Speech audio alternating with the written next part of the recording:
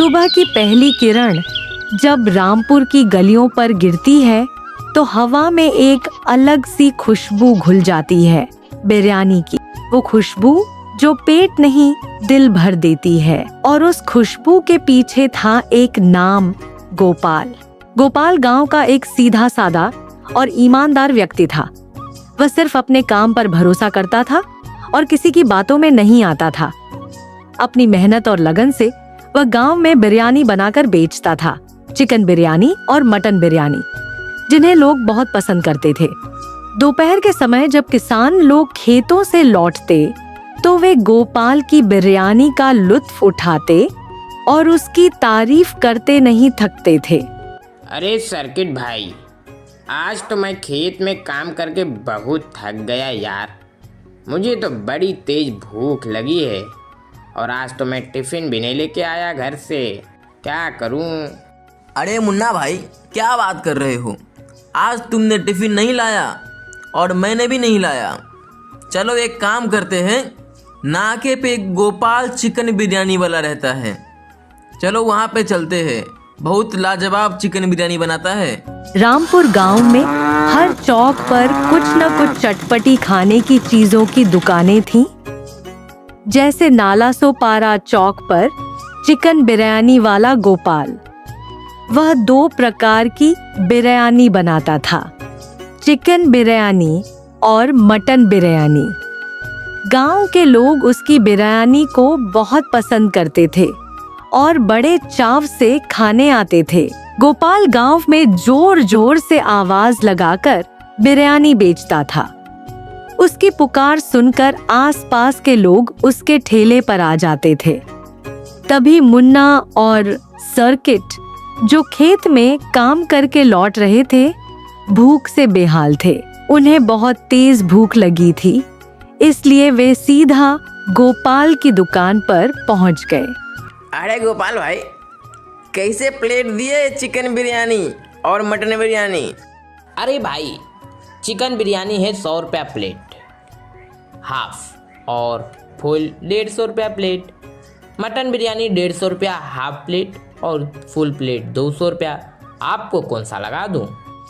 हाँ तो गोपाल भाई, मुझे एक हाफ मटन बिरयानी लगा दो। गोपाल फटाफट मुन्ना और सर्किट को गर्मा गर्म मटन बिरयानी लगाकर दे देता है। दोनों बड़े ही चाव से खाने लगते हैं और उसकी तारीफ करते नहीं थकते। अरे वाह गोपाल भाई, क्या मटन बिरयानी है! ऐसा तो मैंने आज तक कभी नहीं खाया था। मन तो कर रहा है कि 2-4 प्लेट पार्सल करा के घर पे लेके जाऊं। बस यही सुख है मेरा भैया, और तो मुझे कुछ नहीं चाहिए। बस मैं ईमानदारी से बिरयानी बनाऊं और आप सब लोगों को पेट भर के खिलाऊं। उस दिन उसकी सारी बिरयानी बिक गई, चिकन बिरयानी भी और मटन बिरयानी भी। समय पर उसने अपना ठेला समेटा और खुश मन से अपने घर लौट गया। उस दिन गोपाल के चेहरे पर सच्ची मेहनत की मुस्कान थी।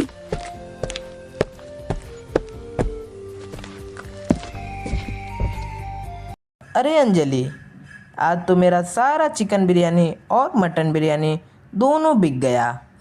लोगों को खूब पसंद आ रहा है मेरा चिकन बिरयानी। अब मुझे जल्दी से खाना लगा दो, मैं खा पी कर सो जाऊं, क्योंकि मुझे सुबह वही जोश के साथ वापस से ठेला लगाने जाना है। अरे ये तो बहुत अच्छी बात है ना जी। अच्छा है आपका सारा बिरयानी बिक गया। ऐसी ईमानदारी और लगन से अगर बिरयानी बेचते रहोगे तो आपको भी बहुत जल्द तरक्की मिलेगी। दोनों ही बहुत खुश थे, गोपाल और उसकी पत्नी अंजलि।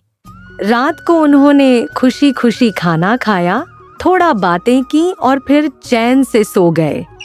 अगली सुबह की पहली किरण के साथ गांव में फिर से हलचल शुरू हुई। कहीं चिड़ियों की चहचहाहट तो कहीं चूल्हे की मध्यम आंच पर उबलती चाय की खुशबू हवा में घुल रही थी। सुबह सुबह गोपाल और उसकी पत्नी अंजलि दोनों बड़े ही मेहनत और लगन से अपने रसोई घर में बिरयानी बनाने में लग जाते हैं। अंजलि, चावल धोकर लाओ जल्दी से, चिकन पक चुके हैं, मुझे ठेला लगाने भी जाना है। हाँ जी, लाए, रुकिए बस 2 मिनट। गोपाल रोज की तरह पूरी मेहनत और लगन से अपना ठेला सजाकर निकल जाता है। नाला सोपारा चौक पर बिरयानी बेचने। अरे सर्किट भाई, मैंने तो आज भी टिफिन नहीं लाया। खेत में काम करके मैं तो बहुत थक गया हूँ यार। अब मुझे बहुत तेज भूख लगी है। चले क्या चौक पर बिरयानी खाने? अरे मुन्ना भाई, बिरयानी खाने का तो मन मुझे भी है, पर ये तो बहुत महंगा है। रोज रोज कैसे खाएंगे? हाँ यार सर्किट भाई, बिरयानी तो बहुत महंगी है। 150 रुपये का हाफ प्लेट मटन बिरयानी देता है। क्या करें, दूसरा दुकान होता जो सस्ता और यही स्वाद बेचता तो मज़ा आ जाता। अरे मुन्ना भाई, भूख तो लगी है। एक काम करते हैं, वही चौक पे चलते हैं और वहाँ पे एक चिकन मोमोज वाला है, वही खा के आ जाते हैं। मुन्ना और सर्किट उस दिन गोपाल की बिरयानी को मना कर देते हैं और उसी चौक पर जाकर चिकन मोमोज खाने निकल गए। गोपाल की बिरयानी का स्वाद तो गजब का था, लेकिन दाम थोड़ा ज्यादा था, इसलिए रोज रोज खाना उनके बस की बात नहीं थी। मुन्ना और सर्किट जब भी नालासोपारा चौक पर पहुंचते हैं तो देखते हैं कि अरे सर्किट भाई, क्या जो मैं देख रहा हूँ वही तुम भी देख रहे हो क्या? हाँ मुन्ना भाई, मैं भी वही देख रहा हूँ। ये कोई सपना तो नहीं? 100 रुपये में अनलिमिटेड चिकन बिरयानी। अरे तो सर्किट भाई देख क्या रहे हो? चलो टूट पड़ते हैं, आज तो भरपेट भोजन होगा। मैं तो पार्सल भी लेके जाऊंगा घर वालों के लिए। उस दिन गोपाल नालासोपारा चौक पर अपना ठेला लगाकर चुपचाप बैठा था। न उसकी दुकान पर कोई भीड़ थी, न ही एक भी ग्राहक। पूरा दिन बीत गया, लेकिन 1 रुपये की भी कमाई नहीं हुई। वजह थी, उसके सामने ही एक नया ठेला लगा था, जहां सिर्फ 100 रुपये में अनलिमिटेड चिकन बिरयानी और 150 रुपये में अनलिमिटेड मटन बिरयानी मिल रही थी। लोग सस्ते दाम देखकर उसी ठेले पर उमड़ पड़े। अब देर रात हो चली थी, लेकिन गोपाल की तो अभी तक बोनी भी नहीं हुई थी। वह मायूस होकर ठेले के पास बैठा था। तभी एक बुजुर्ग व्यक्ति उसकी दुकान पर आया और बोला, अरे गोपाल, एक प्लेट चिकन बिरयानी लगा दो, बड़ी तेज भूख लगी है। अरे काका, आप आ गए तो मेरी बोनी तो हो जाएगी, लेकिन आप वो अनलिमिटेड थाली छोड़कर मेरे यहाँ क्यों आ पहुँचे? सब तो वहाँ जा रहे हैं, आप भी वहीं खा लेते। अरे बेटा, मैं उन गांव वालों की तरह गद्दार नहीं हूँ जो आजकल के आए हुए नौजवान पर विश्वास कर लो। ना जाने वो कैसे 100 रुपये में अनलिमिटेड चिकन बिरयानी बेच रहे, कैसे परवड़ेगा उसको। हाँ काका, देखिए ना, अब तो चिकन भी इतना महंगा हो चुका है, 200 रुपया किलो, और ये 100 रुपये में अनलिमिटेड चिकन बिरयानी बेच रहा है। ऐसे ही चलता रहा तो मुझे कल परसों में दूसरा धंधा खोलना पड़ेगा। हाँ गोपाल, चिकन तो बहुत ही महंगा है, लेकिन वो इतना सस्ता बेच रहा है। तुम पता क्यों नहीं करते? हमारे गांव में तो एक ही चिकन सप्लायर है, रहीम। तुम जाकर उससे पूछो कि ये इतना सस्ता चिकन क्यों बेचता है। तुम इसे कम दाम में देते हो क्या? हाँ काका, आपने तो सही कहा। मैं कल ही जाकर रहीम से बात करूँगा कि तुम उसे इतना सस्ता चिकन क्यों दे रहे हो। काका की बात गोपाल के कानों में गहराई तक उतर गई। उसने निश्चय किया कि वह कल सुबह जाकर रहीम, जो चिकन सप्लायर था, उससे जरूर बात करेगा। उस दिन उसकी सारी बिरयानी बच गई थी, इसलिए वह ठेला वैसे ही लेकर घर की ओर चल पड़ा। घर पहुंचते ही उसकी पत्नी अंजलि ने पूछा, अजी, आप इतने उदास क्यों हैं? सुबह तो बड़े ही जोश के साथ अपनी चिकन बिरयानी बेचने गए थे। सारी बिरयानी वैसे की वैसे ही कैसे आ गई? क्या हुआ, धंधा नहीं चला क्या आज? क्या बताऊं अंजलि, आज तो मेरा दिन ही खराब था।